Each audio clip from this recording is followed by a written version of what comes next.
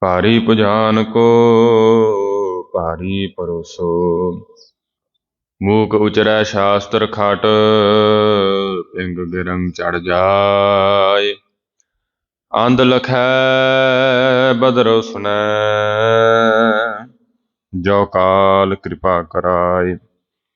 ਕਹਾ ਬੁੱਧ ਪ੍ਰਭ ਤੁਛ ਹਮਾਰੀ, ਬਰਨ ਸਕੈ ਮਹਿਮਾ ਜੋ ਤਿਹਾਰੀ। ਹਮ ਨਾ ਸਕਤ ਕਰ ਸਿਫਤ ਤੁਮਾਰੀ, आप लेहो तुम कथा सुधारी। हम ना सकत कर सिफत तुम्हारी, आप लेहो तुम कथा सुधारी। सतनाम श्री वाहेगुरु साहिब जी। एक ओंकार सतनाम, करता पुरख निर्भव निर्वैर। अकाल मूरत अजूनी सैभं गुर प्रसाद। आसा महला पहला, वार सलोकां नाल। श्लोक भी महले पहले के लिखे, टुंडे असराजै की धुनी। बलिहारी श्लोक महला पहला, बलिहारी गुर अपने। दिहाड़ी सदवार, जिन मानस ते देवते किए। करत न लागी वार, बलिहारी गुर अपने। दिहाड़ी सदवार, जिन मानस ते देवते किए। करत न लागी वार। वाहिगुरु जी का खालसा, वाहिगुरु जी की फतेह। गरीब निवाज चवर तख्त छत्र दे मालक, 10 ਪਾਤਸ਼ਾਹੀਆਂ ਦਾ ਆਤਮਿਕ ਸਰੂਪ, ਧੰਨ ਸਤਿਗੁਰੂ ਸ੍ਰੀ ਗੁਰੂ ਗ੍ਰੰਥ ਸਾਹਿਬ ਸੱਚੇ ਪਾਤਸ਼ਾਹ। ਸਤਿਗੁਰੂ ਸਾਹਿਬ ਮਹਾਰਾਜ ਜੀਆਂ ਨੇ ਤਰਸ ਕਰਕੇ ਜੋ ਅੰਮ੍ਰਿਤ ਵੇਲੇ ਪ੍ਰਕਾਸ਼ਮਾਨ ਹੋ ਕਰਕੇ ਸਾਰੀ ਹੀ ਸੰਗਤ ਨੂੰ ਖੁੱਲੇ ਦਰਸ਼ਨ ਦੇ ਦਾਰੇ ਬਖਸ਼ਿਸ਼ ਕੀਤੇ ਹਨ। ਸਤਿਗੁਰੂ ਸਾਹਿਬ ਪਵਿੱਤਰ ਗੁਰਬਾਣੀ ਦੇ ਅੰਦਰ ਬਖਸ਼ਿਸ਼ ਕਰਦੇ ਹਨ। ਹਰ ਬਿਸਰਤ ਸਦਾ ਖੁਆਰੀ, ਤਾ ਕਉ ਧੋਖਾ ਕਹਾਂ ਵਿਆਪੈ। ਜਾ ਕਉ ਓਟ ਤੁਹਾਰੀ, ਕਿ ਪਰਮੇਸ਼ਰ ਨੂੰ ਵਿਸਰ ਜਾਣ ਦੇ ਨਾਲ ਖੁਆਰੀ ਹੀ ਪੱਲੇ ਪੈਂਦੀ ਹੈ। ਇਸ ਜਗਤ ਦੇ ਅੰਦਰ ਆਇਆ ਹੋਇਆ ਸਫਲਾ ਉਸ ਵੇਲੇ ਹੈ, ਕਿਉਂਕਿ ਇਸ ਸੰਸਾਰ ਦੇ ਅੰਦਰ ਜੀਵ ਧੋਖੇ ਖਾਂਦਾ ਹੈ। ਮਾਇਆ ਦੇ ਹੱਥੋਂ ਠੱਗਿਆ ਜਾਂਦਾ ਹੈ। ਪਰ ਜਿਨ੍ਹਾਂ ਨੂੰ ਉਸ ਪਰਮੇਸ਼ਰ ਦਾ ਨਾਮ ਹਰ ਵਕਤ ਚੇਤੇ ਹੈ, ਤਾ ਕਉ ਧੋਖਾ ਕਹਾਂ ਵਿਆਪੈ। ਉਹਨਾਂ ਨੂੰ ਇਹ ਮਾਇਆ ਦੀ ਠੱਗੀ ਕਿਵੇਂ ਵਿਆਪ ਸਕਦੀ ਹੈ। ਜਾ ਕਉ ਓਟ ਤੁਹਾਰੀ, ਜਿਨ੍ਹਾਂ ਨੂੰ ਉਸ ਪਰਮੇਸ਼ਰ ਦਾ ਆਸਰਾ ਹੈ, ਓਟ ਹੈ, ਉਹਨਾਂ ਨੂੰ ਮਾਇਆ ਦੀ ਠੱਗੀ ਨਹੀਂ ਵਿਆਪ ਸਕਦੀ। ਪਰਮੇਸ਼ਰ ਸਤਿਗੁਰਾਂ ਦੁਆਰਾ ਇਹ ਬਖਸ਼ਿਸ਼ ਕਰਕੇ ਤੇ ਇਸ ਸੰਸਾਰ ਤੋਂ ਪਾਰ ਉਹਨਾਂ ਜੀਵਾਂ ਨੂੰ ਲਾ ਦਿੰਦੇ ਹਨ। ਸਤਿਗੁਰੂ ਸਾਹਿਬ ਨੇ ਕਿਰਪਾ ਕੀਤੀ ਹੈ। ਜੋ ਲੜੀਵਾਰ ਵਿਚਾਰ ਸ਼੍ਰੀ ਆਸਾ ਦੀ ਵਾਰ ਦੀ ਕੱਲ ਪ੍ਰਾਰੰਭ ਹੋਈ ਸੀ, ਸਤਿਗੁਰੂ ਸਾਹਿਬ ਨੇ ਕਿਰਪਾ ਕੀਤੀ ਕਿ ਇਹ ਪਵਿੱਤਰ ਆਸਾ ਜੀ ਦੀ ਵਾਰ ਦੀ ਪਵਿੱਤਰ ਗੁਰਬਾਣੀ ਧੰਨ ਸਤਿਗੁਰੂ ਸ੍ਰੀ ਗੁਰੂ ਨਾਨਕ ਦੇਵ ਮਹਾਰਾਜ ਜੀਆਂ ਨੇ 24 ਪੌੜੀਆਂ ਦੇ ਅੰਦਰ ਉਚਾਰਨ ਕੀਤੀ। ਉਪਰੰਤ ਚੌਥੇ ਪਾਤਸ਼ਾਹ ਧੰਨ ਸ੍ਰੀ ਗੁਰੂ ਰਾਮਦਾਸ ਮਹਾਰਾਜ ਸਤਿਗੁਰਾਂ ਨੇ ਛੰਤ ਉਚਾਰਨ ਕਰਕੇ ਤੇ ਉਹਨਾਂ ਦੇ ਨਾਲ ਇਸ ਵਾਰ ਨੂੰ ਗਾਇਨ ਕਰਨ ਦੀ ਹਦਾਇਤ ਬਖਸ਼ਿਸ਼ ਕੀਤੀ। ਉਪਰੰਤ ਪੰਚਮ ਪਾਤਸ਼ਾਹ ਧੰਨ ਸ੍ਰੀ ਗੁਰੂ ਅਰਜਨ ਦੇਵ ਸਾਹਿਬ ਮਹਾਰਾਜ ਜੀਆਂ ਨੇ ਵਾਰ ਸਲੋਕਾਂ ਨਾਲ ਇਹ ਸ਼ਲੋਕ ਜਿਹੜੇ ਇਸ ਵਾਰ ਦੇ ਅੰਦਰ ਦਰਜ ਕੀਤੇ। ਤੇ ਛੇਵੇਂ ਪਾਤਸ਼ਾਹ ਧੰਨ ਸ਼੍ਰੀ ਗੁਰੂ ਹਰਗੋਬਿੰਦ ਸਾਹਿਬ ਸੱਚੇ ਪਾਤਸ਼ਾਹ ਮੀਰੀ ਪੀਰੀ ਦੇ ਮਾਲਕ ਸਤਿਗੁਰਾਂ ਨੇ ਟੁੰਡੇ ਅਸ ਰਾਜੇ ਕੀ ਧੁਨੀ ਇਹ ਸਿਰਲੇਖ ਸਤਿਗੁਰਾਂ ਨੇ ਦਰਜ ਕਰਵਾਇਆ। ਤੇ ਇਸ ਵਾਰ ਨੂੰ ਉਸ ਅਸ ਰਾਜੇ ਦੀ ਗਾਇਨ ਅਸ ਰਾਜੇ ਦੇ ਜਸ ਜਿਹੜੀ ਵਾਰ ਦੇ ਅੰਦਰ ਗਾਇਨ ਕੀਤੇ ਜਾਂਦੇ ਸਨ, ਉਸੇ ਧੁਨੀ ਦੇ ਅੰਦਰ ਹੀ ਸਤਿਗੁਰੂ ਸਾਹਿਬ ਨੇ ਇਹ ਆਸਾ ਦੀ ਵਾਰ ਦੀ ਪਵਿੱਤਰ ਗੁਰਬਾਣੀ ਗਾਇਨ ਕਰਨ ਦਾ ਹੁਕਮ ਬਖਸ਼ਿਸ਼ ਕੀਤਾ।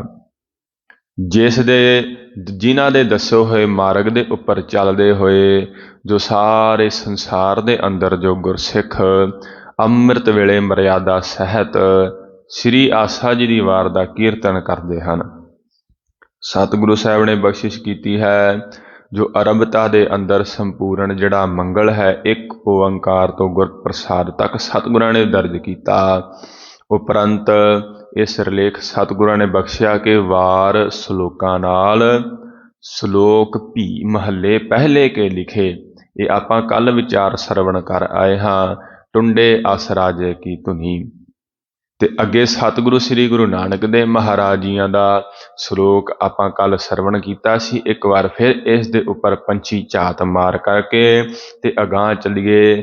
ਸਤਿਗੁਰੂ ਸਾਹਿਬ ਜੋ ਬਖਸ਼ਿਸ਼ ਕਰ ਰਹੇ ਹਨ ਸ੍ਰੀ ਆਸਾ ਦੀ ਵਾਰ ਗੁਰਬਾਣੀ ਦੇ ਅੰਦਰ, ਤੇ ਇਸ ਦੀ ਵਿਚਾਰ ਨੂੰ ਸੁਣ ਕਰਕੇ ਹਿਰਦੇ ਅੰਦਰ ਵਸਾਈਏ, ਕਿਉਂਕਿ ਸਤਿਗੁਰਾਂ ਦਾ ਬਚਨ ਹੈ ਸੁਣਿਆ ਮੰਨਿਆ ਮਨ ਕੀਤਾ ਭਾਓ ਅੰਤਰਗਤ ਤੀਰਥ ਮਲ ਨਹਾਓ।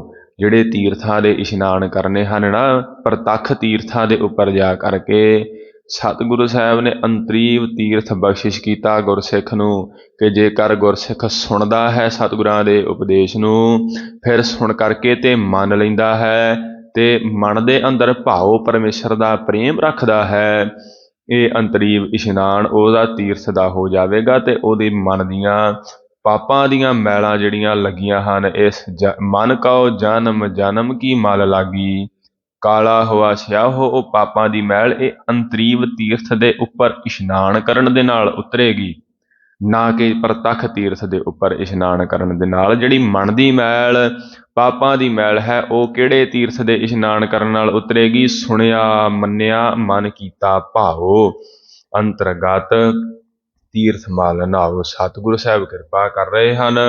ਸਾਰੀ ਸੰਗਤ ਬੜੇ ਅਦਬ ਸਹਿਤ ਸਤਿਗੁਰਾਂ ਦੀ ਵਿਚਾਰ ਸਰਵਣ ਕਰੀਏ ਤੇ ਆਖੀਏ ਜੀ ਸਤਨਾਮ ਸ੍ਰੀ ਵਾਹਿਗੁਰੂ ਸਾਹਿਬ ਜੀ। ਸਤਨਾਮ ਸ੍ਰੀ ਵਾਹਿਗੁਰੂ ਸਾਹਿਬ ਜੀ। ਸ਼ਲੋਕ ਮਹੱਲਾ ਪਹਿਲਾ। ਬਲਿਹਾਰੀ ਗੁਰ ਆਪਣੇ ਦਿਹਾੜੀ ਸਦਵਾਰ। ਸ੍ਰੀ ਆਸਾ ਦੀ ਵਾਰ ਦੀ ਆਰੰਭਤਾ ਦੇ ਅੰਦਰ ਪਹਿਲਾ ਸ਼ਲੋਕ ਧੰਨ ਸਤਿਗੁਰੂ ਸ੍ਰੀ ਗੁਰੂ ਨਾਨਕ ਦੇਵ ਮਹਾਰਾਜ ਜਗਤ ਗੁਰੂ ਸਤਿਗੁਰਾਂ ਦਾ ਆ ਰਿਹਾ ਹੈ। ਇਸ ਦੇ ਅੰਦਰ ਸਤਿਗੁਰੂ ਸਾਹਿਬ ਬਖਸ਼ਿਸ਼ ਕਰ ਰਹੇ ਹਨ, ਬਲਿਹਾਰੀ ਗੁਰ ਆਪਣੇ। ਅਸੀਂ ਆਪਣੇ ਸਤਿਗੁਰਾਂ ਤੋਂ ਵਾਰਨੇ ਬਲਿਹਾਰਨੇ ਜਾਂਦੇ ਹਾਂ। ਦਿਹਾੜੀ ਸਦਵਾਰ, ਦਿਹਾੜੀ ਦੇ ਅੰਦਰ 100 ਵਾਰੀ ਭਾਵ ਬੇਅੰਤ ਵਾਰੀ ਸਤਿਗੁਰਾਂ ਤੋਂ ਅਸੀਂ ਵਾਰਨੇ ਬਲਿਹਾਰਨੇ ਜਾਂਦੇ ਹਾਂ। ਜਿਨ ਮਾਨਸ ਤੇ ਦੇਵਤੇ ਕੀਏ ਕਰਤਨਾ ਲਾਗੀ ਵਾਰ। ਜਿਹੜੇ ਸਤਿਗੁਰਾਂ ਨੇ ਸਾਨੂੰ ਮਾਨਸਾਂ ਨੂੰ ਮਨੁੱਖਾਂ ਨੂੰ ਦੇਵ ਬਿਰਤੀ ਦੇ ਦਿੱਤੀ, ਬ੍ਰਹਮ ਗਿਆਨ ਦੀਆਂ ਦਾਤਾਂ ਸਾਡੀ ਝੋਲੀ ਪਾ ਕਰਕੇ ਤੇ ਸਾਨੂੰ ਦੇਵਤਿਆਂ ਦੇ ਵਰਗੇ ਸ੍ਰੇਸ਼ਟ ਬਣਾ ਦਿੱਤਾ। ਕਰਤਨਾ ਲਾਗੀ ਵਾਰ, ਤੇ ਇਹ ਕਰਦਿਆਂ ਹੋਇਆਂ ਸਤਿਗੁਰਾਂ ਨੂੰ ਵਾਰੀ ਨਹੀਂ ਲੱਗੀ, ਸਮਾਂ ਨਹੀਂ ਲੱਗਾ। ਛਿਨ ਮਾਤਰ ਦੇ ਅੰਦਰ ਹੀ ਐਸੇ ਸਤਿਗੁਰਾਂ ਨੇ ਬਖਸ਼ਿਸ਼ ਕੀਤੀ ਕਿ ਸਾਡੀ ਜਿਹੜੀ ਵਿਕਾਰਾਂ ਦੇ ਅੰਦਰ ਇਹ ਮਾਨਸਾਂ ਦੀ ਮੱਤ ਲੱਗੀ ਹੋਈ, ਸਾਡੇ ਮਨੁੱਖਾਂ ਜੀਵਾਂ ਦੀ ਮੈਲ ਭਰੀ ਹੋਈ ਹੈ, ਅਵਗੁਣਾ ਦੀ ਮੱਤ ਜਿਹੜੀ ਸੀ ਉਹ ਸਤਿਗੁਰਾਂ ਨੇ ਕਿਰਪਾ ਕਰਕੇ ਖਤਮ ਕਰਕੇ ਤੇ ਜਿਹੜੇ ਦੇਵਤੇ ਕੀਏ ਦੇਵਤਾ ਦੀ ਨਿਆਈ ਜਿਹੜੇ ਸ਼ੁਭ ਗੁਣ ਸਨ ਸਾਡੇ ਅੰਦਰ ਉਹ ਟਿਕਾ ਦਿੱਤੇ। ਤੇ ਇਹ ਸਤਿਗੁਰਾਂ ਨੂੰ ਕਾਰਜ ਕਰਦਿਆਂ ਨੂੰ ਬਹੁਤਾ ਸਮਾਂ ਨਹੀਂ ਲੱਗਿਆ ਖਿਨ ਮਾਤਰ ਦੇ ਅੰਦਰ ਸਤਿਗੁਰਾਂ ਨੇ ਇਹ ਖੇਡ ਵਰਤਾ ਦਿੱਤੀ। ਤਾਂ ਕਰਕੇ ਅਸੀਂ ਸਤਿਗੁਰਾਂ ਦੇ ਵਾਰਨੇ ਬਲਿਹਾਰਨੇ ਜਾਂਦੇ ਹਾਂ ਹਰ ਵਕਤ, ਕਿਉਂਕਿ ਸਤਿਗੁਰੂ ਸਾਹਿਬ ਕਿਰਪਾ ਕਰਦੇ ਹਨ ਨਾ। ਇਹ ਮਾਨਸ ਜਿਹੜੀ ਬੁੱਧੀ ਹੈ ਔਗਣਾਂ ਦੇ ਨਾਲ ਭਰੀ ਹੋਈ, ਤੇ ਜਿਹੜੀ ਦੇਵ ਬੁੱਧੀ ਭਾਵ ਜਿਹੜੀ ਗੁਣਾਂ ਦੇ ਨਾਲ ਭਰੀ ਹੋਈ ਹੈ, ਸਤ ਸੰਤੋਖ ਦਇਆ ਧਰਮ ਆਦਿਕ ਜਿਹੜੇ ਗੁਣ ਹਨ, ਕਰੁਣਾ ਮੈਤਰੀ, ਇਹ ਸਤਿਗੁਰੂ ਸਾਹਿਬ ਦੇ ਪਾਸੋਂ ਪ੍ਰਾਪਤ ਹੁੰਦੇ ਹਨ।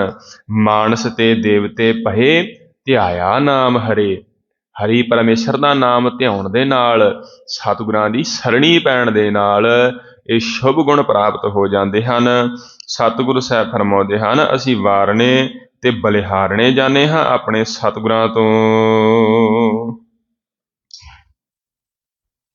ਮਹੱਲਾ ਦੂਜਾ। ਜੇ ਸੋ ਚੰਦਾ ਯੁਗ ਵਹਿ, ਸੂਰਜ ਚੜ੍ਹੈ ਹਜ਼ਾਰ। ਜੇ 100 ਚੰਦਾ ਉਗਵੈ ਹੈ। ਸਤਿਗੁਰੂ ਸਾਹਿਬ ਕਿਰਪਾ ਕਰ ਰਹੇ ਹਨ ਕਿ ਕੱਲ ਵੀ ਆਪਾਂ ਇਹ ਸ਼ਬਦ ਦੀ ਵਿਚਾਰ ਸਰਵਣ ਕੀਤੀ ਸੀ। ਅੱਜ ਕੇਵਲ ਪੰਛੀ ਝਾਤ ਮਾਤਰ ਹੀ ਆਪਾਂ ਦਰਸ਼ਨ ਕਰਨੇ ਹਨ ਤੇ ਅੱਗੇ ਆਪਾਂ ਬਚਨ ਸਰਵਣ ਕਰਨੇ ਹਨ।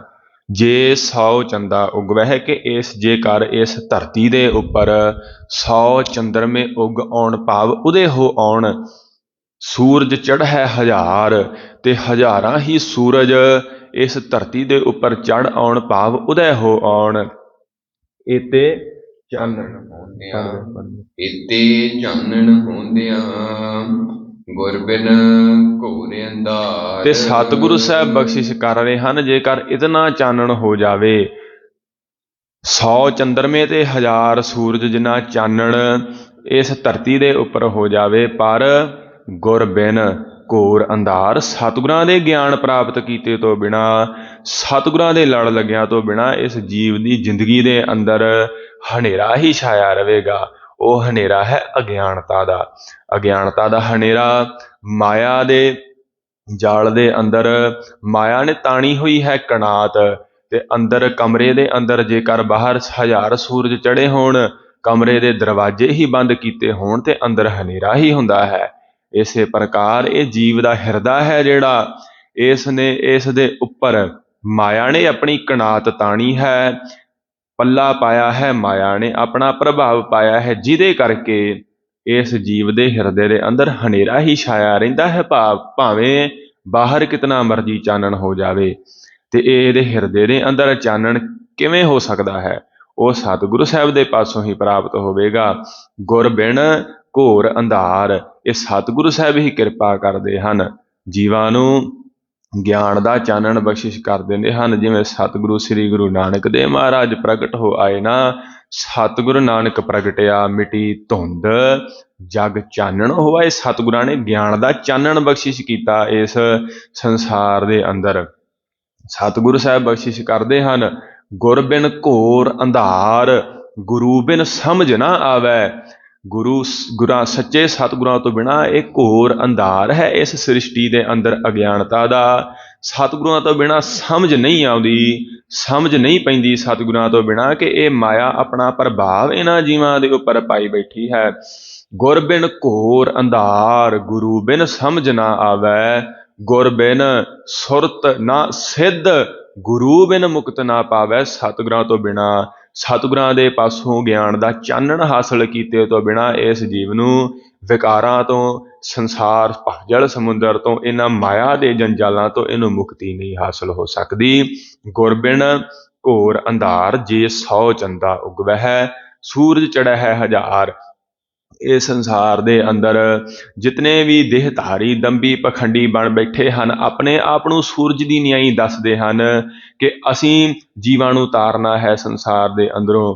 ਪਰ ਜਿਤਨਾ ਚਿਰ ਤੱਕ ਸੱਚੇ ਸਤਿਗੁਰਾਂ ਦੇ ਗਿਆਨ ਦਾ ਚਾਨਣ ਨਾ ਹਾਸਲ ਹੋਇਆ, ਉਤਨਾ ਚਿਰ ਤੱਕ ਇਹ ਹਜ਼ਾਰਾਂ ਸੂਰਜ ਚੰਦਰਮੇ ਭਾਵ ਦੇਹਧਾਰੀ ਜਿਹੜੇ ਉਪਦੇਸ਼ ਦਿੰਦੇ ਹਨ, ਜੀਵਾਂ ਨੂੰ ਆਪਣੇ ਨਾਲ ਜੋੜਦੇ ਹਨ ਤੇ ਪਰਮੇਸ਼ਰ ਨਾਲੋਂ ਤੋੜਦੇ ਹਨ, ਇਹਨਾਂ ਦੇ ਹੁੰਦਿਆਂ ਦੇ ਬਾਵਜੂਦ ਵੀ ਜੀਵਾਂ ਦੇ ਹਿਰਦੇ ਅੰਦਰ ਅਗਿਆਨਤਾ ਦਾ ਹਨੇਰਾ ਹੀ ਛਾਇਆ ਰਹੇਗਾ।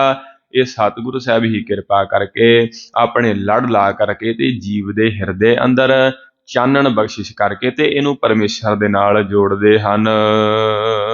ਮਹੱਲਾ ਪਹਿਲਾ। ਨਾਨਕ ਗੁਰੂ ਨ ਚੇਤਨੀ ਮਨ ਆਪਣੇ ਸੁਚੇਤ। ਹੁਣ ਤੀਸਰਾ ਸਤਿਗੁਰੂ ਸ੍ਰੀ ਗੁਰੂ ਨਾਨਕ ਦੇਵ ਮਹਾਰਾਜ ਜੀਆਂ ਦਾ ਮਹੱਲਾ ਆ ਰਿਹਾ ਹੈ। ਤੀਸਰਾ ਸ਼ਲੋਕ। ਸਤਿਗੁਰੂ ਸਾਹਿਬ ਬਖਸ਼ਿਸ਼ ਕਰਦੇ ਹਨ, ਨਾਨਕ ਗੁਰੂ ਨਾ ਚੇਤਨੀ, ਕਿ ਜੀਵ ਇਸ ਸੰਸਾਰ ਦੇ ਅੰਦਰ ਮਾਇਆ ਦੇ ਪ੍ਰਭਾਵ ਹੇਠ ਆ ਕਰਕੇ ਤੇ ਸਤਿਗੁਰਾਂ ਨੂੰ ਚੇਤੇ ਨਹੀਂ ਕਰਦੇ। ਮਨ ਆਪਣੇ ਸੁਚੇਤ, ਆਪਣੇ ਮਨ ਦੇ ਅੰਦਰ ਸੁਚੇਤ ਹਨ, ਆਪਦੇ ਆਪ ਨੂੰ ਸੁਚੇਤ ਸਮਝਦੇ ਹਨ ਕਿ ਸਾਡੇ ਪਾਸ ਬੜੀਆਂ ਸਮਝਦਾਰੀਆਂ, ਬੜੀਆਂ ਚਤੁਰਾਈਆਂ ਹਨ ਸੰਸਾਰ ਦੇ ਅੰਦਰ। ਭਾਂਤ ਭਾਂਤ ਪ੍ਰਕਾਰ ਦੀਆਂ ਚਤੁਰਾਈਆਂ ਦੇ ਨਾਲ ਇਹ ਜੀਵ ਸੰਸਾਰ ਦੇ ਅੰਦਰ ਵਿਚਰਦਾ ਹੈ, ਧਨ ਦੌਲਤ ਮਾਇਆ ਇਕੱਤਰ ਕਰਦਾ ਹੈ, ਆਪਦੇ ਆਪ ਨੂੰ ਸੁਚੇਤ ਸਮਝਦਾ ਹੈ ਕਿ ਮੈਂ ਬੜਾ ਸੁਚੇਤ ਹਾਂ, ਹਰ ਪਾਸੇ ਦੀ ਜਾਣਕਾਰੀ ਰੱਖਦਾ ਹਾਂ, ਹਰ ਪਾਸੇ ਦੀ ਖਬਰ, ਹਰ ਵਸਤੂ ਦੀ ਖਬਰ ਮੈਨੂੰ ਹੁੰਦੀ ਹੈ। ਆਪਣੇ ਮਨ ਦੇ ਅੰਦਰ ਸੁਚੇਤ ਮੈਂ ਹਾਂ, ਇਹ ਜੀਵ ਸਮਝਦਾ ਹੈ। ਪਰ ਜੇਕਰ ਤੂੰ ਸੁਚੇਤ ਹੈ, ਤੈਨੂੰ ਪਰਮੇਸ਼ਰ ਦਾ ਨਾਮ ਜਪਣਾ ਚਾਹੀਦਾ ਸੀ। ਨਾਨਕ ਗੁਰੂ ਨਾ ਚੇਤਨੀ, ਪਰ ਐਸਾ ਸੁਚੇਤ ਆਪਦੇ ਆਪ ਨੂੰ ਇਹ ਜੀਵ ਸਮਝਦਾ ਹੈ, ਪਰ ਸਤਿਗੁਰਾਂ ਨੂੰ ਚੇਤੇ ਹੀ ਨਹੀਂ ਕਰਦਾ। ਤੇ ਇਹਦੀ ਹੁਣ ਹਾਲਤ ਕਿਹੋ ਜਿਹੀ ਬਣੀ ਹੋਈ ਹੈ, ਆਪਦੇ ਆਪ ਨੂੰ ਸੁਚੇਤ ਸਮਝਣ ਕਰਕੇ ਪਰ ਸਤਿਗੁਰਾਂ ਨੂੰ ਨਾ ਧਿਆਉਣ ਕਰਕੇ ਇਹ ਚੇਤੇ ਨਹੀਂ ਨਾ ਕਰਦਾ, ਸਤਿਗੁਰਾਂ ਨੂੰ ਇਹ ਚੇਤੇ ਨਹੀਂ ਕਰਦਾ ਪਰਮੇਸ਼ਰ ਨੂੰ, ਤਾਂ ਇਹਦੀ ਹਾਲਤ ਕਿਹੋ ਜਿਹੀ ਹੈ ਉਹ ਸਤਿਗੁਰੂ ਸਾਹਿਬ ਅੱਗੇ ਬਿਆਨ ਕਰ ਰਹੇ ਹਨ। ਛੁੱਟੇ ਤਿਲ ਪੁਆੜ ਜਿਉ ਪੁੰਜੇ ਅੰਦਰ ਖੇਤ। ਜਿਸ ਪ੍ਰਕਾਰ ਦੇ ਨਾਲ ਕਿਸਾਨ ਤਿਲਾਂ ਦੀ ਖੇਤੀ ਕਰਦਾ ਹੈ, ਅੱਜ ਕੱਲ੍ਹ ਤਾਂ ਇਸ ਇਲਾਕੇ ਅੰਦਰ ਇਹ ਤਿਲਾਂ ਦੀ ਖੇਤੀ ਬਹੁਤ ਘੱਟ ਹੈ, ਪਰ ਪਿਛਲੇ ਸਤਿਗੁਰੂ ਸਾਹਿਬ ਦੇ ਸਮੇਂ ਦੇ ਅੰਦਰ ਇਹ ਤਿਲਾਂ ਦੀ ਖੇਤੀ ਹੋਇਆ ਕਰਦੀ। ਤੇ ਸਤਿਗੁਰੂ ਸਾਹਿਬ ਨੇ ਇੱਥੇ ਉਦਾਹਰਣ ਲੈ ਕਰਕੇ ਇਹ ਸਮਝਾਉਣਾ ਕੀਤਾ ਇਸ ਜੀਵ ਨੂੰ ਕਿ ਜਿਸ ਪ੍ਰਕਾਰ ਦੇ ਨਾਲ ਕਿਸਾਨ ਤਿਲਾਂ ਦੀ ਖੇਤੀ ਕਰਦਾ ਹੈ, ਜਦੋਂ ਉਹ ਵਾਢੀ ਦਾ ਸਮਾਂ ਆਉਂਦਾ ਤੇ ਉਸ ਸਮੇਂ ਇੱਕ ਕਿਸਾਨ ਉਹਨਾਂ ਨੂੰ ਪਛਾਣ ਕਰਕੇ ਤੇ ਜਿਹੜੇ ਪੁਆੜ ਤਿਲ ਹੁੰਦੇ ਸਨ, ਭਾਵ ਜਿਨ੍ਹਾਂ ਨੂੰ ਫਲੀ ਤਾਂ ਪੈਂਦੀ ਸੀ ਪਰ ਉਹਨਾਂ ਦੇ ਅੰਦਰ ਤਿਲ ਨਹੀਂ ਸਨ ਹੁੰਦੇ ਤੇ ਉਹਨਾਂ ਦੇ ਅੰਦਰ ਕੇਵਲ ਸਵਾਹ ਹੀ ਹੁੰਦੀ ਸੀ, ਉਹਨਾਂ ਨੂੰ ਪੁਆੜ ਤਿਲ ਕਿਹਾ ਜਾਂਦਾ ਸੀ। ਤੇ ਛੁੱਟੇ ਤਿਲ ਪੁਆੜ ਜਿਉਂ ਸੁਈਏ ਅੰਦਰ ਖੇਤ। ਸਤਿਗੁਰੂ ਸਾਹਿਬ ਬਖਸ਼ਦੇ ਹਨ ਕਿ ਉਹ ਕਿਸਾਨ ਉਹ ਪੁਆੜ ਤਿਲਾਂ ਨੂੰ ਸਿਆਣ ਕਰਕੇ ਤੇ ਖੇਤ ਦੇ ਅੰਦਰ ਹੀ ਛੱਡ ਦਿੰਦਾ ਸੀ, ਉਹਨਾਂ ਨੂੰ ਨਹੀਂ ਸੀ ਵੱਢਦਾ। ਤੇ ਜਿਹਦੇ ਅੰਦਰ ਤਿਲ ਹੁੰਦੇ ਸਨ ਉਹਨਾਂ ਨੂੰ ਵੱਢ ਕਰਕੇ ਤੇ ਉਹ ਲੈ ਆਉਂਦਾ ਸੀ। ਤੇ ਹੁਣ ਸਤਿਗੁਰੂ ਸਾਹਿਬ ਫਰਮਾਉਂਦੇ ਹਨ ਕਿ ਜਿਹੜੇ ਜੀਵ ਚੇਤੇ ਨਹੀਂ ਨਾ ਕਰਦੇ ਗੁਰਾਂ ਨੂੰ, ਉਹਨਾਂ ਦੀ ਹਾਲਤ ਉਸ ਪੁਆੜ ਤਿਲ ਦੀ ਨਿਆਈ ਹੈ ਕਿ ਜਿਹਦੇ ਅੰਦਰ ਸਵਾਹ ਭਰੀ ਹੈ ਤੇ ਕਿਸਾਨ ਵੀ ਉਸ ਨੂੰ ਛੱਡ ਕਰਕੇ ਤੁਰ ਗਿਆ ਹੈ ਤੇ ਹੁਣ ਉਹ ਖੇਤ ਦੇ ਅੰਦਰ ਇਕੱਲਾ ਖੜਾ ਹੈ। ਤੇ ਸਤਿਗੁਰੂ ਸਾਹਿਬ ਅੱਗੇ ਉਸ ਦੀ ਹਾਲਤ ਬਿਆਨ ਕਰ ਰਹੇ ਹਨ, ਛੁੱਟੇ ਤਿਲ ਪੁਆੜ ਜਿਉਂ ਸੁਈਏ ਅੰਦਰ ਖੇਤ। ਜਿਵੇਂ ਉਹ ਸੁੰਨੇ ਛੱਡੇ ਜਾਂਦੇ ਹਨ ਖੇਤ ਦੇ ਅੰਦਰ, ਇਸ ਜੀਵ ਦੀ ਹਾਲਤ ਵੀ ਉਵੇਂ ਬਣ ਰਹੀ ਹੈ। ਖੇਤੈ ਅੰਦਰ ਛੁੱਟਿਆ ਕਹੋ ਨਾਨਕ ਸਿਉ ਨਾਹ। ਸਉ ਨਾਹ, ਤੇ ਇਹਨੂੰ ਹੁਣ ਖੇਤ ਦੇ ਅੰਦਰ ਛੱਡ ਦਿੱਤਾ ਗਿਆ, ਖੇਤੈ ਅੰਦਰ ਛੁੱਟਿਆ। ਤੇ ਹੁਣ ਇਹਦੀ ਹਾਲਤ ਕੀ ਹੋਈ ਕਿ ਉਸ ਬੂਟੇ ਦੇ ਕੋਈ ਵੀ ਵਾਲੀ ਵਾਰਸ ਨਹੀਂ ਰਹਿ ਗਿਆ, ਕੋਈ ਉਹਦਾ ਮਾਲਕ ਨਹੀਂ ਰਹਿ ਗਿਆ। ਸਉ ਨਾਹ, ਸਉ ਹੈ ਮਾਲਕ ਤੇ ਨਾ ਭਾਵ ਨਹੀਂ, ਜਾਂ ਇਉਂ ਵੀ ਅਰਥ ਕਰਦੇ ਹਨ ਵਿਦਵਾਨ ਕਿ ਇਹਦੇ 100 ਮਾਲਕ ਹੋ ਜਾਂਦੇ ਹਨ, ਭਾਵ ਕੋਈ ਵੀ ਇੱਕ ਇਹਦਾ ਮਾਲਕ ਨਹੀਂ ਜਿਹੜਾ ਇਸ ਨੂੰ ਬਚਾ ਸਕਦਾ ਹੈ, ਕੋਈ ਇਹਦਾ ਖਿਆਲ ਰੱਖਣ ਵਾਲਾ ਹੁਣ ਉੱਥੇ ਖੇਤ ਦੇ ਅੰਦਰ ਕੋਈ ਨਹੀਂ ਰਹਿ ਗਿਆ, ਕਿਉਂਕਿ ਇਹਦੇ ਅੰਦਰ ਤਾਂ ਸਵਾਹ ਸੀ। ਸਤਿਗੁਰੂ ਸਾਹਿਬ ਫਰਮਾਉਂਦੇ ਜਿਹੜੇ ਗੁਰਾਂ ਨੂੰ ਚੇਤੇ ਨਹੀਂ ਕਰਦੇ ਉਹਨਾਂ ਦੀ ਹਾਲਤ ਵੀ ਐਵੇਂ ਹੀ ਇਸ ਸੰਸਾਰ ਖੇਤ ਦੇ ਅੰਦਰ ਉਹਨਾਂ ਨੂੰ ਛੱਡ ਦਿੱਤਾ ਜਾਂਦਾ ਹੈ ਜਮਦੂਤਾਂ ਦੇ ਵੱਸ ਪੈਣ ਲਈ, ਤੇ ਉਹਨਾਂ ਦਾ ਕੋਈ ਮਾਲਕ ਸਿਰ ਦੇ ਉੱਪਰ ਉਹਨਾਂ ਨੂੰ ਬਚਾਉਣ ਵਾਲਾ ਨਹੀਂ ਹੁੰਦਾ। ਫਲੀਐ ਹੈ ਫੁਲੀਐ ਹੈ ਬੜੇ ਪੀਤਨ ਵਿੱਚ ਸੁਆਹਾ। ਹੁਣ ਉਹ ਜਿਹੜਾ ਪੁਆੜ ਤਿਲ ਹੈ ਉਹ ਫਲਦਾ ਹੈ, ਫੁੱਲਦਾ ਹੈ, ਫਲੀ ਲੱਗਦੀ ਹੈ, ਉਸ ਨੂੰ ਦੇਖਣ ਨੂੰ ਬੜੀ ਸੋਹਣੀ ਲੱਗਦੀ ਹੈ ਉਸ ਦੀ ਫਲੀ, ਪਰ ਅੰਦਰ ਉਹਦੇ ਸਵਾਹ ਹੁੰਦੀ ਹੈ। ਫਲੀਆ ਹੈ ਫੁਲੀਆ ਹੈ ਬਪੁੜੇ ਭੀ ਤਨ ਵਿੱਚ ਸਵਾਹ, ਜਿਹਦੇ ਕਰਕੇ ਉਹਦੀ ਸਵਾਹ ਕਰਕੇ ਹੀ ਉਸ ਨੂੰ ਛੱਡ ਦਿੱਤਾ ਜਾਂਦਾ ਹੈ ਤੇ ਉਸ ਨੂੰ ਦੁੱਖ ਪ੍ਰਾਪਤ ਹੁੰਦੇ ਹਨ। ਹੁਣ ਜੀਵ ਦੀ ਹਾਲਤ ਕਿਵੇਂ ਹੈ? ਇਹ ਜੀਵ ਸਰੀਰ ਕਰਕੇ ਬੜਾ ਵੱਧਦਾ ਫੁੱਲਦਾ ਹੈ, ਆਪਦੇ ਆਪ ਨੂੰ ਬੜਾ ਬਲਵਾਨ ਬਣਾ ਲੈਂਦਾ ਹੈ, ਫਿਰ ਕਿਤਾਬਾਂ ਦਾ ਗਿਆਨ ਪੜ੍ਹ ਕੇ ਤੇ ਗਿਆਨਵਾਨ ਵੀ ਬਣਾ ਲੈਂਦਾ ਹੈ। ਭੀ ਤਨ ਵਿੱਚ ਸਵਾਹੋ, ਪਰ ਇਸ ਦੇ ਤਨ ਦੇ ਅੰਦਰ ਇਸ ਦਾ ਜਿਹੜਾ ਮਨ ਹੈ ਉਹਦੇ ਅੰਦਰ ਵਿਕਾਰਾਂ ਦੀ ਤੇ ਔਗਣਾਂ ਦੀ ਸਵਾਹ ਹੀ ਭਰੀ ਹੋਈ ਹੈ। ਤੇ ਹੁਣ ਜੇਕਰ ਕਬੀਰ ਅਵਗੁਣ ਜੇਤੜੇ ਤੇਤੇ ਗਲੀ ਜੰਜੀਰ, ਹੁਣ ਜਿੰਨੇ ਵੀ ਔਗਣ ਹਨ ਇਹ ਸਵਾਦ ਹੀ ਨਹੀਂ ਆਈ, ਸਤਿਗੁਰਾਂ ਨੇ ਬਖਸ਼ਿਸ਼ ਕੀਤੀ। ਤੇ ਕਬੀਰ ਸਾਹਿਬ ਕਹਿੰਦੇ ਕਿ ਇਹ ਔਗਣ ਗਲੇ ਦੀ ਜੰਜੀਰ ਸੰਗਲੀ ਬਣ ਜਾਂਦੇ ਹਨ, ਜਿਹੜੇ ਇਹ ਜੀਵ ਨੂੰ ਫਿਰ ਜਮਦੂਤਾਂ ਦੇ ਵਸ ਪਾ ਕਰਕੇ ਤੇ ਉਥੋਂ ਇਹਨਾਂ ਨੂੰ ਕਸ਼ਟ ਪ੍ਰਾਪਤ ਕਰਵਾਉਂਦੇ ਹਨ ਇਹ ਜੀਵ ਨੂੰ।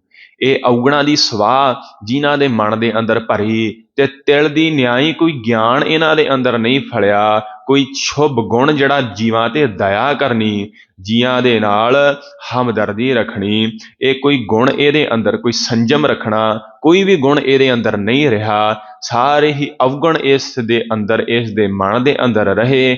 ਇਸ ਕਰਕੇ ਇਹਦਾ ਮਨ ਜਿਹੜਾ ਇਹ ਔਗਣਾ ਰੂਪੀ ਸਵਾਹ ਦੇ ਨਾਲ ਭਰਿਆ ਤੇ ਇਸ ਨੂੰ ਫਿਰ ਪਰਮੇਸ਼ਰ ਨੇ ਵੀ ਛੱਡ ਦਿੱਤਾ ਆਪਣੇ ਦਰ ਦੇ ਉੱਪਰੋਂ, ਤੇ ਸਤਿਗੁਰਾਂ ਨੇ ਵੀ ਇਹ ਤੋਂ ਮੂੰਹ ਫੇਰ ਲਿਆ, ਤੇ ਜਿਹਦੇ ਨਾਲ ਹੁਣ ਇਹਦਾ ਕੋਈ ਮਾਲਕ ਨਹੀਂ ਬਚਿਆ ਇਹਨੂੰ ਬਚਾਉਣ ਵਾਲਾ, ਜਿਹੜਾ ਇਹਨੂੰ ਜਮਾਂ ਦੇ ਡੰਡ ਤੋਂ ਬਚਾ ਸਕੇ। ਇਸ ਦੇ ਸਿਰ ਤੇ ਕੋਈ ਮਾਲਕ ਨਹੀਂ ਰਿਹਾ। ਹੁਣ ਅੱਗੇ ਸਤਿਗੁਰ ਸਾਹਿਬ ਪੌੜੀ ਆ ਰਹੀ ਹੈ, ਸਰਵਣ ਕਰੀਏ ਜੀ। ਪੌੜੀ ਆਪੀਨੈ ਆਪ ਸਾਜਿਓ, ਆਪੀਨੈ ਰਚਿਓ ਨਾਉ। ਸਤਿਗੁਰੂ ਸਾਹਿਬ ਹੁਣ ਫਰਮਾਨ ਕਰ ਰਹੇ ਹਨ ਪੌੜੀ ਦੇ ਅੰਦਰ। ਜਿਵੇਂ ਆਪਾਂ ਕੱਲ ਉਥਾਨਕਾ ਸਰਵਣ ਕੀਤੀ ਹੈ ਸ੍ਰੀ ਆਸਾ ਜੀ ਦੀ ਵਾਰ ਦੀ ਪਵਿੱਤਰ ਗੁਰਬਾਣੀ ਦੀ, ਉਸ ਦੇ ਅੰਦਰ ਜੋ ਸਤਿਗੁਰੂ ਸਾਹਿਬ ਨੇ ਸ੍ਰੀ ਗੁਰੂ ਨਾਨਕ ਦੇਵ ਮਹਾਰਾਜ ਜੀਆਂ ਨੇ ਪਾਕ ਪੱਟਣ ਦੀ ਧਰਤੀ ਦੇ ਉੱਪਰ ਸ਼ੇਖ ਬ੍ਰਹਮ ਦੇ ਨਾਲ ਇਹ ਵਿਚਾਰ ਚਰਚਾ ਕੀਤੀ, ਜੋ ਇਸ ਦੇ ਅੰਦਰ ਸਤਿਗੁਰਾਂ ਨੇ ਉਹਦੇ ਪ੍ਰਸ਼ਨਾਂ ਦੇ ਉੱਤਰ ਦਿੱਤੇ ਇਸ ਪਵਿੱਤਰ ਆਸਾ ਜੀ ਦੀ ਵਾਰ ਬਾਣੀ ਦੇ ਅੰਦਰ। ਤੇ ਉਸ ਨੇ ਪ੍ਰਸ਼ਨ ਕੀਤਾ ਸਤਿਗੁਰੂ ਸਾਹਿਬ, ਇਹ ਜਿਹੜੀ ਸ੍ਰਿਸ਼ਟੀ ਹੈ ਪਰਮੇਸ਼ਰ ਨੇ ਕਿਵੇਂ ਸਾਜੀ, ਤੇ ਇਸ ਦੇ ਅੰਦਰ ਬਲ ਸੱਤਾ ਕਿਵੇਂ ਆ ਗਈ, ਕਿਉਂਕਿ ਇਹ ਪੰਜ ਤੱਤ ਇਹ ਜੜ ਹੀ ਸਨ, ਇਹ ਕਿਵੇਂ ਆਪਦਾ ਕਾਰ ਵਿਹਾਰ ਕਰ ਰਹੇ ਹਨ। ਸਤਿਗੁਰੂ ਸਾਹਿਬ ਫਰਮਾ ਰਹੇ ਹਨ ਕਿ ਇਹ ਸ੍ਰਿਸ਼ਟੀ ਪਰਮੇਸ਼ਰ ਨੇ ਕਿਵੇਂ ਸਾਜੀ। ਪੌੜੀ ਦੇ ਅੰਦਰ ਸਤਿਗੁਰੂ ਸ੍ਰੀ ਗੁਰੂ ਨਾਨਕ ਦੇਵ ਮਹਾਰਾਜ ਬਖਸ਼ਦੇ ਹਨ, ਆਪੀਨੈ ਆਪ ਸਾਜਿਓ ਆਪੀ ਨਾ ਰਚਿਓ ਨਾਉ, ਕਿ ਉਸ ਪਰਮੇਸ਼ਰ ਨੇ ਆਪਦੇ ਆਪ ਤੋਂ ਹੀ ਇਸ ਸ੍ਰਿਸ਼ਟੀ ਨੂੰ ਆਪ ਹੀ ਸਾਜਣਾ ਕੀਤਾ, ਤੇ ਇਸ ਸ੍ਰਿਸ਼ਟੀ ਦੇ ਭਾਂਤ ਭਾਂਤ ਜੀਵਾਂ ਦੇ, ਵਸਤੂਆਂ ਦੇ, ਥਾਵਾਂ ਦੇ ਨਾਮ ਵੀ ਪਰਮੇਸ਼ਰ ਨੇ ਆਪ ਹੀ ਇਹਨਾਂ ਨੂੰ ਦਿੱਤੇ।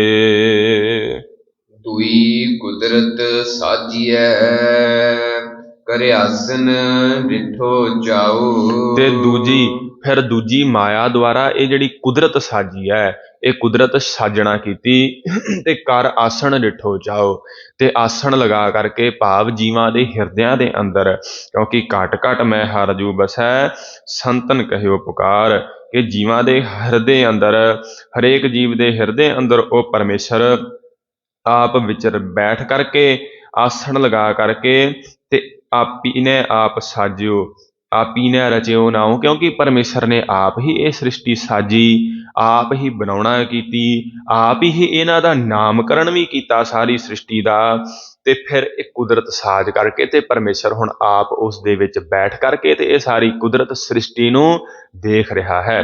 ਕਰ ਆਸਣ ਡਿਠੋ ਚਾਓ, ਕੇਵਲ ਦੇਖ ਹੀ ਨਹੀਂ ਰਿਹਾ, ਚਾਓ ਦੇ ਸਹਿਤ ਉਤਸ਼ਾਹ ਦੇ ਨਾਲ ਇਹ ਸਾਰੇ ਜੀਵਾਂ ਦੇ ਕਰਤੱਵ, ਚੰਗੇ ਮੰਦੇ, ਹਰੇਕ ਜੀਵ ਦੇ ਮਨ ਦੇ ਫੁਰਨੇ ਸਾਰੇ ਪਰਮੇਸ਼ਰ ਆਪ ਦੇਖ ਰਿਹਾ ਹੈ। ਦਾਤਾ ਕਰਤਾ ਆਪ ਤੂੰ, ਤੁਸ ਦੇਵ ਹੈ ਕਰਹਿ ਪਸਾਓ। ਦਾਤਾ, ਸਾਰੀਆਂ ਦਾਤਾਂ ਦੇਣ ਵਾਲਾ ਉਹ ਪਰਮੇਸ਼ਰ ਦਾਤਾ ਆਪ ਹੋ ਰਿਹਾ ਹੈ, ਆਪ ਸਾਰੇ ਜੀਵਾਂ ਦੀ ਝੋਲੀ ਭਰ ਰਿਹਾ ਹੈ। ਕਰਤਾ, ਪਰਮੇਸ਼ਰ ਆਪ ਬਣਾਉਣ ਵਾਲਾ ਹੈ ਸਾਰੀ ਸ੍ਰਿਸ਼ਟੀ ਨੂੰ, ਆਪੀ ਨੇ ਆਪ ਸਾਜਿਓ, ਪਰਮੇਸ਼ਰ ਨੇ ਆਪ ਸਾਜ ਕੇ ਇਹ ਕਰਤਾ ਬਣ ਗਿਆ ਹੈ ਉਸ ਸ੍ਰਿਸ਼ਟੀ ਦਾ। ਤੁਸ ਦੇਵ ਹੈ ਕਰਹਿ ਪਸਾਓ, ਤੇ ਹੁਣ ਕਿਉਂਕਿ ਉਹ ਪਰਮੇਸ਼ਰ ਦਾਤਾ ਹੈ ਤੇ ਉਹ ਜੀਵਾਂ ਦੇ ਉੱਪਰ ਤਰੁੱਠ ਕਰਕੇ ਦੇਵ ਹੈ ਦਾਤਾ ਦਿੰਦਾ ਹੈ, ਕਰਹਿ ਪਸਾਓ ਉਹ ਦਾਤ ਕਰਦਾ ਹੈ ਪਰਮੇਸ਼ਰ ਜੀਵਾਂ ਨੂੰ, ਹਰੇਕ ਜੀਵਾਂ ਨੂੰ ਪਹਿਲੋਂ ਦੇ ਤੈ ਰਿਜਕ ਉਪਾਹਾ ਸਮਾਹਾ, ਪਹਿਲੋਂ ਦੇ ਤੈ ਰਿਜਕ ਉਪਾਹਾ, ਪਿੱਛੋਂ ਦੇ ਤੈ ਜੰਤ ਉਪਾਹਾ। ਸਤਿਗੁਰੂ ਸਾਹਿਬ ਕਿਰਪਾ ਕਰਦੇ ਹਨ। ਇਹ ਜੀਵ ਬਾਅਦ ਚ ਪੈਦਾ ਹੁੰਦਾ ਹੈ, ਪਹਿਲਾਂ ਉਸ ਨੂੰ ਦਾਤ ਮਿਲ ਜਾਂਦੀ ਹੈ। ਇਹ ਰਿਜਕ ਦੀ ਦਾਤ ਉਹ ਪਰਮੇਸ਼ਰ ਦੇਣ ਵਾਲਾ ਹੈ, ਤੇ ਤੁਰਠ ਕਰਕੇ ਸਾਰੇ ਜੀਵਾਂ ਨੂੰ ਉਹ ਪਰਮੇਸ਼ਰ ਦਾਤਾਂ ਦੇ ਰਿਹਾ ਹੈ ਇਸ ਸੰਸਾਰ ਦੇ ਅੰਦਰ।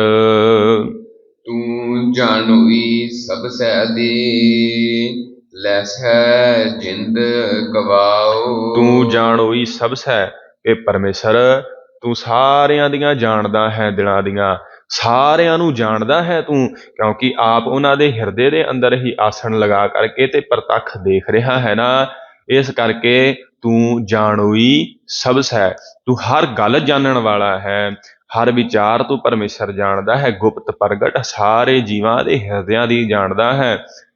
ਤੂੰ ਜਾਣੋਈ ਸਭ ਸੈ ਦੇ ਲੈਸਾ ਹੈ, ਜਿੰਦ ਕਵਾਓ। ਜਿਹੜੀ ਇਹ ਜਿੰਦ ਆਤਮਾ ਹੈ ਸਰੀਰ ਦੇ ਅੰਦਰ, ਇਹ ਪਹਿਲਾਂ ਦੇ ਦਿੰਦਾ ਹੈ, ਦੇ ਲੈਸ ਹੈ, ਫਿਰ ਲੈ ਵੀ ਲੈਣਾ ਹੈ ਉਹਨਾਂ ਤੋਂ। ਜਿੰਦ ਕਵਾਓ, ਤੇ ਤੂੰ ਇਸ ਪ੍ਰਕਾਰ ਦੇ ਨਾਲ ਖੇਡ ਕਰ ਰਿਹਾ ਹੈ ਇਸ ਸੰਸਾਰ ਦੇ ਅੰਦਰ। ਆਪ ਹੀ ਦਾਤਾ ਦਿੰਦਾ ਹੈ, ਇਹ ਜੀ ਦਾਨ ਦਿੰਦਾ ਹੈ, ਇਹ ਸਰੀਰ ਮਨੁੱਖਾ ਜਨਮ ਦੇ ਕਰਕੇ ਇਹ ਵਾਪਸ ਵੀ ਲੈ ਲੈਣਾ ਹੈ ਪਰਮੇਸ਼ਰ। ਇਹ ਤੇਰੀ ਹੀ ਆਪ ਖੇਡ ਹੈ, ਤੇ ਇਸ ਖੇਡ ਨੂੰ ਤੂੰ ਚਾਹੋ ਸਹਿਤ ਖੇਡ ਰਿਹਾ ਹੈ, ਭਾਵ ਦੇਖ ਰਿਹਾ ਹੈ ਪਰਮੇਸ਼ਰ। ਕਰ ਆਸਨ ਡਿਠੋ ਚਾਓ, ਤੇ ਸਾਰੇ ਜੀਵਾਂ ਦੇ ਹਿਰਦੇ ਦੇ ਅੰਦਰ ਬੈਠ ਕਰਕੇ ਆਸਣ ਲਗਾ ਕਰਕੇ ਤੇ ਚਾਅ ਦੇ ਸਹਿਤ ਉਤਸ਼ਾਹ ਦੇ ਸਹਿਤ ਪਰਮੇਸ਼ਰ ਸਾਰੇ ਜੀਵਾਂ ਨੂੰ ਦੇਖ ਰਿਹਾ ਹੈ, ਸਾਰੇ ਜੀਵਾਂ ਨੂੰ ਆਪਣੇ ਕੀਤੇ ਹੋਏ ਨੂੰ ਵੇਖ ਰਿਹਾ ਹੈ ਪਰਮੇਸ਼ਰ। ਜੇਕਰ ਕੋਈ ਬੁੱਤ ਤਰਾਸ਼, ਕੋਈ ਬੁੱਤ ਬਣਾ ਦਿੰਦਾ ਹੈ, ਕੋਈ ਘੁਮਿਆਰ ਘੜਾ ਬਣਾ ਦਿੰਦਾ ਹੈ, ਪਰ ਉਸ ਦੇ ਵਿੱਚ ਨਹੀਂ ਹੁੰਦਾ, ਉਸ ਤੋਂ ਵੱਖਰਾ ਹੁੰਦਾ ਹੈ। ਪਰ ਪਰਮੇਸ਼ਰ ਐਸਾ ਦਾਤਾ ਹੈ ਤੇ ਉਹ ਕਰਤਾ ਹੈ, ਸਾਰੇ ਜੀਵਾਂ ਨੂੰ ਕਰਕੇ ਬਣਾ ਕੇ ਤੇ ਉਹਨਾਂ ਦੇ ਵਿੱਚ ਹੀ ਹੈ ਆਸਣ ਲਗਾ ਕਰਕੇ ਸਾਰੇ ਜੀਵਾਂ ਨੂੰ, ਚੰਗੇ ਮੰਦੇ ਨੂੰ, ਸਭਨਾਂ ਨੂੰ ਉਹ ਦੇਖ ਰਿਹਾ ਹੈ। ਸ਼ਲੋਕ ਮਹੱਲਾ ਪਹਿਲਾ। ਸੱਚੇ ਤੇਰੇ ਖੰਡ ਸੱਚੇ ਬ੍ਰਹਮੰਡ।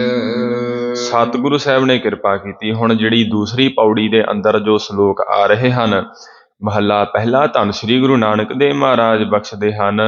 ਸੱਚੇ ਤੇਰੇ ਖੰਡ ਹੈ ਪਰਮੇਸ਼ਰ।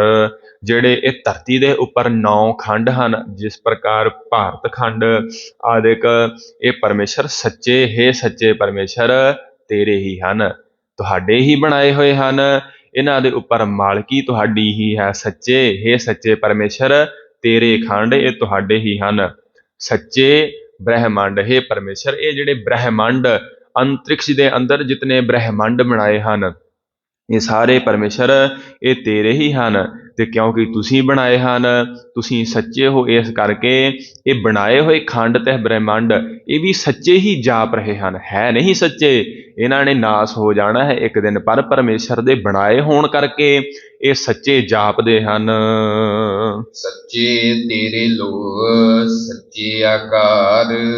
ਤੇ ਇਹ ਪਰਮੇਸ਼ਰ ਜਿਹੜੇ ਲੋਕ ਬਣਾਏ ਹਨ, ਜਿਹੜੇ ਸੰਸਾਰ ਦੇ ਲੋਕ, ਇਹ ਪਤਾਲ ਸਵਰਗ ਸਾਰੇ ਜਿਹੜੇ ਇਸ ਦੇ ਅੰਦਰ ਲੋਕ ਹਨ, ਧਰਤ ਲੋਕ, ਪਾਤਾਲ ਲੋਕ, ਮਾਤ ਲੋਕ, ਜਿਤਨੇ ਵੀ ਹਨ ਸਵਰਗ ਲੋਕ, ਇਹ ਪਰਮੇਸ਼ਰ ਸੱਚੇ ਇਹ ਤੇਰੇ ਹੀ ਹਨ। ਸੱਚੇ ਤੇਰੇ ਲੋਕ ਸੱਚੇ ਆਕਾਰ।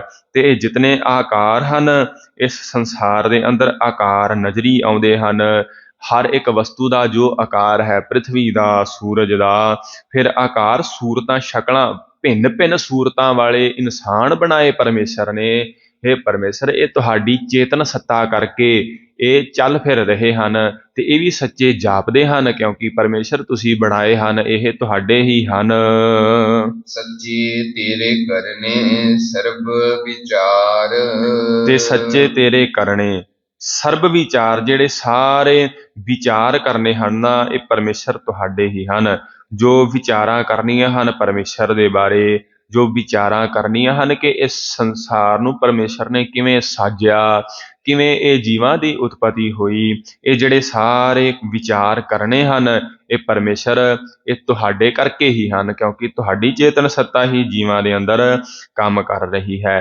ਤੇ ਸਾਰੇ ਵਿਚਾਰ ਵੀ ਪਰਮੇਸ਼ਰ ਤੁਹਾਡੇ ਹੀ ਹਨ। ਸੱਚਾ ਤੇਰਾ ਅਮਰ ਸੱਚਾ ਵਿਚਾਰ।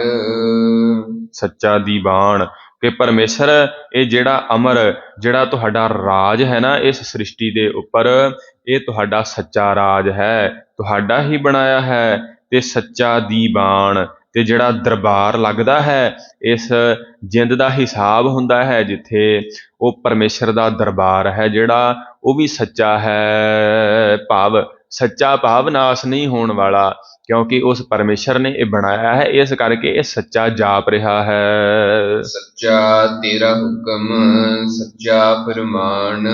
ਪਰਮੇਸ਼ਰ ਜਿਹੜਾ ਤੁਹਾਡਾ ਹੁਕਮ ਹੈ, ਜਿਸ ਹੁਕਮ ਦੇ ਨਾਲ ਤੁਸੀਂ ਸਾਰੀ ਸ੍ਰਿਸ਼ਟੀ ਨੂੰ ਚਲਾ ਰਹੇ ਹੋ, ਇਹ ਵੀ ਸੱਚਾ ਹੈ, ਭਾਵ ਇਹ ਨਾਸ ਨਹੀਂ ਹੋਣ ਵਾਲਾ, ਤੇ ਸੱਚਾ ਫਰਮਾਨ।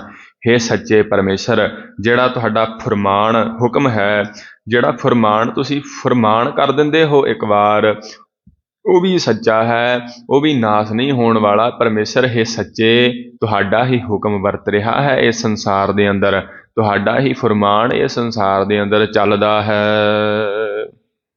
ਸੱਚਾ ਤੇਰਾ ਕਰਮ ਸੱਚਾ ਨਿਸ਼ਾਨ। ਕਰਮ ਜਿਹੜਾ ਕਾਰਜ ਪਰਮੇਸ਼ਰ ਤੁਸੀਂ ਕਰ ਰਹੇ ਹੋ, ਸੱਚਾ ਤੇਰਾ ਕਰਮ, ਜਿਹੜੇ ਜੀਵਾਂ ਦੇ ਕਰਮ ਹਨ ਭਿੰਨ ਭਿੰਨ ਪ੍ਰਕਾਰ ਦੇ, ਉਹ ਪਰਮੇਸ਼ਰ ਸੱਚੇ, ਉਹ ਤੇਰੇ ਹੀ ਹਨ। ਤੁਹਾਡੇ ਦਿੱਤੇ ਹੋਏ ਬਲ ਦੇ ਅਨੁਸਾਰੀ ਹੀ ਉਹ ਜੀਵ ਕਰਮ ਕਰਦੇ ਹਨ। ਸੱਚਾ ਤੇਰਾ ਕਰਮ ਤੇ ਸੱਚਾ ਨਿਸ਼ਾਨ, ਜਿਹੜਾ ਨਿਸ਼ਾਨ ਹੈ, ਜਿਹੜਾ ਪਰਵਾਨਾ ਵੀ ਸੱਚਾ ਹੈ। ਪਰਮੇਸ਼ਰ ਤੁਹਾਡਾ ਜਿਹੜਾ ਨਿਸ਼ਾਨ ਹੈ ਉਹ ਵੀ ਸੱਚਾ ਹੈ। ਸੱਚੇ ਤੁਧ ਆਖ ਹੈ ਲੱਖ ਕਰੋੜ। ਹੇ ਸੱਚੇ ਪਰਮੇਸ਼ਰ, ਤੁਧ ਆਖ ਹੈ, ਤੈਨੂੰ ਆਖ ਰਹੇ ਹਨ, ਤੁਹਾਡੀ ਉਸਤਤੀ ਕਰ ਰਹੇ ਹਨ। ਸੋ ਦਾ ਰਹਿਰਾਸ ਸਾਹਿਬ ਬਾਣੀ ਦੇ ਆਰੰਭ ਦੇ ਅੰਦਰ ਆਪਾਂ ਬਚਨ ਸਰਵਣ ਕਰਦੇ ਹਾਂ, ਪੜ੍ਹਦੇ ਹਾਂ ਨਾ, ਕਿ ਉਸ ਪਰਮੇਸ਼ਰ ਨੂੰ ਬੇਅੰਤ ਹੀ ਖਾਣੀਆਂ ਖੰਡ ਬ੍ਰਹਿਮੰਡ ਦੇਵ ਦੇਵਤੇ ਜਿਤਨੇ ਵੀ ਹਨ, ਉਸ ਪਰਮੇਸ਼ਰ ਨੂੰ ਗਾ ਰਹੇ ਹਨ। ਸਤਿਗੁਰਾਂ ਨੇ ਨਾਮ ਲੈ ਕਰਕੇ ਉੱਥੇ ਬਖਸ਼ਿਸ਼ ਕੀਤੀ। ਇੱਥੇ ਸਤਿਗੁਰੂ ਜੀ ਸੂਖਮ ਰੂਪ ਅੰਦਰ ਬਖਸ਼ਿਸ਼ ਕਰਦੇ ਹਨ ਕਿ ਸੱਚੇ ਤੁਧ ਆਖਿਆ ਹੈ, ਤੁਹਾਨੂੰ ਆਖ ਰਹੇ ਹਨ, ਤੁਹਾਡੀ ਵਡਿਆਈ ਕਰ ਰਹੇ ਹਨ। ਕੌਣ? ਕਿਤਨੇ? ਲੱਖ ਕਰੋੜ, ਲੱਖਾਂ ਕਰੋੜ ਜੀਵ ਹਨ। ਪਰਮੇਸ਼ਰ ਤੁਹਾਡੀ ਹੀ ਉਸਤਤੀ, ਤੁਹਾਡੇ ਹੀ ਗੁਣ ਗਾਇਨ ਕਰ ਰਹੇ ਹਨ। ਸੱਚੈ ਸਭ ਤਾਨ ਸੱਚੈ ਸਭ ਜੋਰ। ਜਿਤਨੇ ਵੀ ਤਾਣ ਹਨ ਇਸ ਜੀਵ ਦੇ ਪਾਸ, ਇਹ ਸਰੀਰ ਦਾ ਤਾਣ ਬਲ ਮੰਨਦਾ ਹੈ, ਇਹ ਆਪਣੇ ਮਨ ਦਾ ਬਲ ਮੰਨਦਾ ਹੈ ਕਿ ਮੇਰੇ ਪਾਸ ਮੇਰਾ ਤਨ ਹੈ, ਮਨ ਹੈ। ਧਨ ਦਾ ਵੀ ਬਲ ਤਾਣ ਹੈ ਜਿਤਨਾ ਵੀ, ਉਹ ਪਰਮੇਸ਼ਰ ਸੱਚਾ ਸਭ ਤਾਣ, ਉਹ ਸੱਚੇ ਪਰਮੇਸ਼ਰ ਦਾ ਹੀ ਦਿੱਤਾ ਹੋਇਆ ਹੈ, ਉਸੇ ਦਾ ਹੀ ਤਾਣ ਜ਼ੋਰ ਕੰਮ ਕਰ ਰਿਹਾ ਹੈ। ਸੱਚਾ ਸਭ ਜ਼ੋਰ, ਜਿਤਨਾ ਵੀ ਇਹ ਜੀਵ ਦੇ ਅੰਦਰ ਜ਼ੋਰ ਸਰੀਰ ਕਰਕੇ, ਮਨ ਕਰਕੇ ਤੇ ਇਹਦੇ ਧਨ ਦੇ ਕਰਕੇ ਜਿਹੜਾ ਹੁਕਮ ਕਰਦਾ ਹੈ, ਉਹਦਾ ਜੋ ਜ਼ੋਰ ਚੱਲਦਾ ਹੈ, ਉਹ ਵੀ ਪਰਮੇਸ਼ਰ ਦਾ ਹੀ ਦਿੱਤਾ, ਉਸੇ ਦਾ ਹੀ ਹੈ। ਸੱਚੀ ਤੇਰੀ ਸਿਫਤ ਸੱਚੀ ਸਲਾਹ। ਪਰਮੇਸ਼ਰ ਤੇਰੀ ਜਿਹੜੀ ਸਿਫਤ ਹੈ, ਜਿਹੜੀ ਇਕੱਲੇ ਬੈਠ ਕਰਕੇ ਭਗਤੀ ਕਰਨੀ, ਸਿਫਤ ਕਰਨੀ, ਉਹ ਵੀ ਸੱਚੀ ਹੈ। ਤੇ ਸਲਾਹ, ਜਿਹੜੀ ਸਤ ਸੰਗਤ ਦੇ ਅੰਦਰ ਬੈਠ ਕਰਕੇ ਸਿਫਤੋ ਸਲਾਹ ਕਰਨੀ, ਪਰਮੇਸ਼ਰ ਦੀ ਉਸਤਤੀ ਕਰਨੀ, ਉਹ ਵੀ ਸੱਚੀ ਹੈ। ਸੱਚੀ ਤੇਰੀ ਕੁਦਰਤ ਸੱਚੇ ਪਾਤਸ਼ਾਹ। ਪਰਮੇਸ਼ਰ ਜਿਹੜੀ ਤੇਰੀ ਕੁਦਰਤ, ਜਿਹੜੀ ਤੁਹਾਡੀ ਸ਼ਕਤੀ ਵਰਤ ਰਹੀ ਹੈ ਇਸ ਸੰਸਾਰ ਨੂੰ ਚਲਾਉਣ ਵਾਸਤੇ, ਉਹ ਵੀ ਸੱਚੀ। ਤੇ ਸੇ ਮੇਰੇ ਪਾਤਸ਼ਾਹ, ਸੱਚੇ ਪਾਤਸ਼ਾਹ, ਇਹ ਪਰਮੇਸ਼ਰ ਜਿਹੜੀ ਤੇਰੀ ਕੁਦਰਤ ਤੁਸੀਂ ਕੀਤੀ ਹੈ, ਕੁਦਰਤ ਕਰ ਕੈ ਵਸਿਆ ਸੋਏ, ਉਹ ਪਰਮੇਸ਼ਰ ਇਸ ਦੇ ਅੰਦਰ ਵਸ ਰਿਹਾ ਹੈ। ਉਸ ਕੁਦਰਤ ਦੇ ਅੰਦਰ ਉਹ ਸ਼ਕਤੀ ਪਰਮੇਸ਼ਰ ਤੇਰੀ ਹੈ, ਤੇਰਾ ਬਲ ਤਾਣ ਕੰਮ ਕਰ ਰਿਹਾ ਹੈ। ਨਾਨਕ ਸੱਚ ਧਿਆਇਨ ਸੱਚ। ਸਤਿਗੁਰੂ ਸਾਹਿਬ ਫਰਮਾ ਰਹੇ ਹਨ ਕਿ ਉਹ ਪਰਮੇਸ਼ਰ ਹੈ ਸੱਚ, ਭਾਵ ਕਦੀ ਨਾਸ ਨਹੀਂ ਹੋਣ ਵਾਲਾ, ਕਦੀ ਉਸਨੇ ਖਤਮ ਨਹੀਂ ਹੋਣਾ, ਇਸ ਕਰਕੇ ਉਹ ਸੱਚ ਹੈ। ਤੇ ਧਿਆਇਨ ਸੱਚ, ਜਿਹੜੇ ਉਸ ਪਰਮੇਸ਼ਰ ਨੂੰ ਧਿਆਉਂਦੇ ਹਨ, ਸਿਮਰਨ ਕਰਦੇ ਹਨ, ਉਹ ਵੀ ਸੱਚੇ ਹੋ ਜਾਂਦੇ ਹਨ। ਸੱਚੇ ਕਿਵੇਂ ਹੋ ਜਾਂਦੇ ਹਨ? ਕਿਉਂਕਿ ਜੀਵ ਨੇ ਤਾਂ ਨਾਸ ਹੋਣਾ ਹੀ ਹੈ, ਪਰ ਇਹ ਨਾਸ ਹੋਣ ਤੋਂ ਪਹਿਲਾਂ ਜੇਕਰ ਪਰਮੇਸ਼ਰ ਦੇ ਅੰਦਰ ਸਮਾ ਗਿਆ, ਇਹ ਵੀ ਉਸੇ ਦਾ ਰੂਪ ਹੋ ਕਰਕੇ ਤੇ ਨਾਸ ਤੋਂ ਰਹਿਤ ਹੋ ਜਾਵੇਗਾ। ਇਸ ਕਰਕੇ ਸਤਿਗੁਰੂ ਸਾਹਿਬ ਫਰਮਾਉਂਦੇ ਹਨ, ਨਾਨਕ ਸੱਚ, ਕਿ ਉਹ ਪਰਮੇਸ਼ਰ ਸੱਚ ਹੈ। ਧਿਆਇਨ ਸੱਚ, ਜੋ ਉਸ ਨੂੰ ਧਿਆਉਂਦੇ ਹਨ, ਸਿਫਤੋ ਸਲਾਹ ਕਰਦੇ ਹਨ, ਉਹ ਵੀ ਸੱਚੇ ਹੋ ਜਾਂਦੇ ਹਨ। ਜੋ ਮਰ ਜੰਮੇ ਸੋ ਗੱਜਨ ਗੱਜ। ਤੇ ਜੋ ਮਰ ਜੰਮੇ, ਤੇ ਜਿਹੜੇ ਜਨਮ ਮਰਨ ਦੇ ਅੰਦਰ ਪਏ ਹੋਏ ਹਨ, ਜਨਮ ਮਰਨ ਦੇ ਗੇੜ ਦੇ ਅੰਦਰ ਬਾਰ-ਬਾਰ ਆਉਂਦੇ ਹਨ, ਕਿਉਂਕਿ ਉਹ ਪਰਮੇਸ਼ਰ ਦੇ ਅੰਦਰ ਸਮਾ ਨਹੀਂ ਨਾ ਪਾਏ। ਫਿਰ ਜੋ ਮਰ ਜੰਮੇ ਜਿਹੜੇ ਜੀਵ, ਉਹਨਾਂ ਦੇ ਪੱਲੇ ਲੱਗਦੇ ਹਨ, ਉਹਨਾਂ ਦੇਵਤਿਆਂ ਦੇ, ਉਹਨਾਂ ਦੇਹਧਾਰੀਆਂ ਦੇ ਪੱਲੇ ਲੱਗਦੇ ਹਨ। ਜਿਹੜੇ ਜੰਮਣ ਮਰਨ ਦੇ ਹਨ, ਜਿਹੜੇ ਮਰਦੇ ਹਨ, ਉਹਨਾਂ ਨੇ ਮਰ ਜਾਣਾ ਹੈ, ਫਿਰ ਜੰਮਣਾ ਹੈ, ਬਾਰ-ਬਾਰ ਜੂਨਾਂ ਦੇ ਅੰਦਰ ਆਉਣਾ ਹੈ। ਜਿਹੜੇ ਉਹਨਾਂ ਦੇ ਲੜ ਲੱਗਦੇ ਹਨ, ਸੋ ਕੱਚਨ ਕੱਚ, ਕੱਚਿਆਂ ਤੋਂ ਵੀ ਕੱਚੇ ਹਨ, ਪਕਿਆਈ ਉਹਨਾਂ ਦੇ ਅੰਦਰ ਰਤੀ ਮਾਤਰ ਵੀ ਨਹੀਂ ਹੈ। ਤੇ ਕੱਚਾ ਘੜਾ ਫਿਰ ਪਾਣੀ ਦੇ ਅੰਦਰ ਖੁਰਦਿਆਂ ਉਸ ਨੂੰ ਦੇਰ ਨਹੀਂ ਲੱਗਦੀ, ਜੇਕਰ ਪੱਕਾ ਹੋਵੇ ਤਾਂ ਹੀ ਉਹ ਸਾਰੀ ਜ਼ਿੰਦਗੀ ਚੱਲ ਸਕਦਾ ਹੈ। ਇਸ ਕਰਕੇ ਸਤਿਗੁਰ ਸਾਹਿਬ ਫਰਮਾਉਂਦੇ ਹਨ, ਜੇ ਅਧੂਰਿਆਂ ਦੇ ਲੜ ਲੱਗਾਂਗੇ ਤੇ ਕੱਚੇ ਹੀ ਰਹਿ ਜਾਵਾਂਗੇ, ਤੇ ਇਸ ਮਾਇਆ ਦੇ ਪਾਣੀ, ਮਾਇਆ ਰੂਪੀ ਪਾਣੀ ਲੱਗਣ ਦੇ ਨਾਲ ਤੇ ਇਹ ਖੁਰ ਜਾਵਾਂਗੇ, ਨਾਸ ਹੋ ਜਾਵਾਂਗੇ ਜੇਕਰ ਕੱਚਿਆਂ ਦੇ ਲੜ ਲੱਗਾਂਗੇ। ਤੇ ਜੇਕਰ ਸੱਚੇ ਪਰਮੇਸ਼ਰ ਪੱਕੇ ਦੇ ਲੜ ਲੱਗਾਂਗੇ ਤੇ ਉਹ ਪਰਮੇਸ਼ਰ ਸਾਨੂੰ ਵੀ ਸੱਚਾ ਕਰ ਦੇਵੇਗਾ, ਸਾਨੂੰ ਵੀ ਇਸ ਸੰਸਾਰ ਤੋਂ ਕੱਢ ਕਰਕੇ ਤੇ ਪਰਮੇਸ਼ਰ ਆਪਣੇ ਨਾਲ ਸਮਾ ਲਵੇਗਾ। ਇਹ ਸਤਿਗੁਰੂ ਸਾਹਿਬ ਨੇ ਦੂਸਰੀ ਪੌੜੀ ਦਾ ਜੋ ਪਹਿਲਾ ਸ਼ਲੋਕ ਹੈ, ਉਸ ਦੇ ਅੰਦਰ ਪਹਿਲਾ ਜੋ ਮਹੱਲਾ ਹੈ, ਉਸ ਦੇ ਅੰਦਰ ਸਤਿਗੁਰੂ ਸਾਹਿਬ ਨੇ ਬਖਸ਼ਿਸ਼ ਕੀਤੀ ਹੈ ਕਿ ਇਹ ਜੋ ਵੀ ਸਾਰੀ ਸ੍ਰਿਸ਼ਟੀ ਦੇ ਅੰਦਰ ਤਾਣ ਬਲ ਜੋ ਨਜ਼ਰੀ ਆ ਰਿਹਾ ਹੈ, ਜੋ ਪਰਮੇਸ਼ਰ ਦਾ ਹੁਕਮ, ਪਰਮੇਸ਼ਰ ਦਾ ਰਾਜ ਵਰਤ ਰਿਹਾ ਹੈ, ਜੋ ਵੀ ਇਸ ਸੰਸਾਰ ਦੇ ਅੰਦਰ ਪਰਮੇਸ਼ਰ ਦੀ ਸਿਫਤ ਸਲਾਹ ਕਰਦੇ ਹਨ, ਉਹ ਸਾਰੀ ਸ਼ਕਤੀ, ਸਾਰਾ ਬਲ ਉਸ ਸੱਚੇ ਪਰਮੇਸ਼ਰ ਦਾ ਹੀ ਵਰਤ ਰਿਹਾ ਹੈ, ਉਸੇ ਦਾ ਹੀ ਬਲ ਹੈ। ਤੇ ਹੁਣ ਆਖੀਏ ਕਿ ਉਸ ਪਰਮੇਸ਼ਰ ਦਾ ਬਲ ਹੈ ਤੇ ਉਹ ਪਰਮੇਸ਼ਰ ਆਪ ਚੰਗੇ ਮੰਦੇ ਕੰਮ ਵੀ ਪਰਮੇਸ਼ਰ ਆਪ ਕਰਾਉਂਦਾ ਹੈ?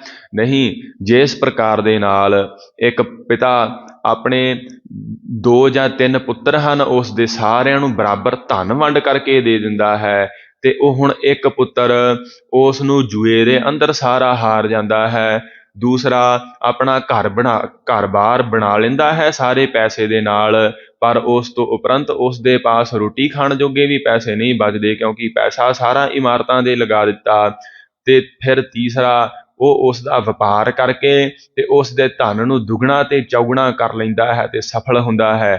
ਇਸੇ ਪ੍ਰਕਾਰ ਇਹ ਪਰਮੇਸ਼ਰ ਨੇ ਸਵਾਸਾਂ ਦਾ ਧਨ ਸਾਨੂੰ ਦਿੱਤਾ ਹੈ। ਇਹ ਆਪਣੀ ਸ਼ਕਤੀ ਜਿਹੜੀ ਕੁਦਰਤ ਸਾਡੇ ਅੰਦਰ ਟਿਕਾਈ ਹੈ, ਸਾਨੂੰ ਪਰਮੇਸ਼ਰ ਨੇ ਆਪਣਾ ਬਲ ਦੇ ਦਿੱਤਾ। ਹੁਣ ਜੀਵ ਨੇ ਵਿਚਾਰ ਕਰਨੀ ਹੈ ਕਿ ਉਸ ਪਰਮੇਸ਼ਰ ਦੇ ਦਿੱਤੇ ਹੋਏ ਬਲ ਨੂੰ ਕਿਹੜੇ ਕਾਰਜਾਂ ਦੇ ਅੰਦਰ ਲਾਉਣਾ ਹੈ। ਤੇ ਇਹ ਸਤਿਗੁਰ ਸਾਹਿਬ ਬਖਸ਼ਦੇ ਹਨ ਕਿ ਚੰਗੇ ਮੰਦੇ ਜਿਤਨੇ ਜੀਵ ਕਰਦੇ ਹਨ, ਸ਼ਕਤੀ ਤਾਂ ਪਰਮੇਸ਼ਰ ਦੀ ਹੈ, ਉਸੇ ਦੀ ਹੀ ਵਰਤ ਰਹੀ ਹੈ। ਜੇ ਉਹ ਸ਼ਕਤੀ ਖਿੱਚ ਲਵੇ ਤੇ ਨਾ ਕੰਮ ਚੰਗੇ ਹੋਣੇ ਹਨ ਤੇ ਨਾ ਹੀ ਮੰਦੇ ਹੋਣੇ ਹਨ। ਇਹ ਪਰਮੇਸ਼ਰ ਦੀ ਸ਼ਕਤੀ ਵਰਤਦੀ ਹੈ, ਪਰ ਇਹ ਵਿਚਾਰ ਕਰਮ ਜੀਵ ਦੇ ਹੱਥ ਹਨ। ਇਸ ਨੇ ਕਰਮ ਮੰਦੇ ਕਰਕੇ ਤੇ ਆਪਣੇ ਦੁੱਖ ਸਹੇੜਨੇ ਹਨ ਜੀਵ ਨੇ, ਜੀਵ ਆਤਮਾ ਨੂੰ। ਤੇ ਜੇਕਰ ਸੱਚੇ ਪਰਮੇਸ਼ਰ ਨੂੰ ਧਿਆ ਲਵੇਗਾ ਤੇ ਉਸੇ ਦਾ ਰੂਪ ਹੋ ਜਾਵੇਗਾ, ਤੇ ਜੇ ਕੱਚਿਆਂ ਦੇ ਲੜ ਲੱਗਾਂਗੇ ਤੇ ਕਚਿਆਈ ਹੀ ਪੱਲੇ ਪੈਣੀ ਹੈ। ਇਹ ਸਤਿਗੁਰੂ ਸਾਹਿਬ ਨੇ ਕਿਰਪਾ ਕੀਤੀ। ਆਉਣ ਵਾਲੇ ਸ਼ਬਦਾਂ ਦੀ ਵਿਚਾਰ ਸਤਿਗੁਰੂ ਸਾਹਿਬ ਕਿਰਪਾ ਕਰਕੇ ਆਪ ਕਰਵਾ ਲੈਣ। ਬੇਅੰਤ ਗਲਤੀਆਂ ਦੀ ਖਿਮਾ ਸਤਿਗੁਰੂ ਸਾਹਿਬ ਮਾਫੀ ਬਖਸ਼ਣ। ਹੁਣ ਅਖੀਰਲੀਆਂ ਪੰਕਤੀਆਂ ਪੜ੍ਹ ਕੇ ਤੇ ਸਮਾਪਤੀ ਹੈ ਜੀ। ਸੱਚੀ ਤੇਰੀ ਕੁਦਰਤ ਸੱਚੇ ਪਾਤਸ਼ਾਹ, ਨਾਨਕ ਸੱਚ ਧਿਆਇਣ ਸੱਚ, ਜੋ ਮਰ ਜੰਮੇ ਸੋ ਕੱਚਨ ਕੱਚ। ਵਾਹਿਗੁਰੂ ਜੀ ਕਾ ਖਾਲਸਾ, ਵਾਹਿਗੁਰੂ ਜੀ ਕੀ ਫਤਿਹ। ਪਾਰੀ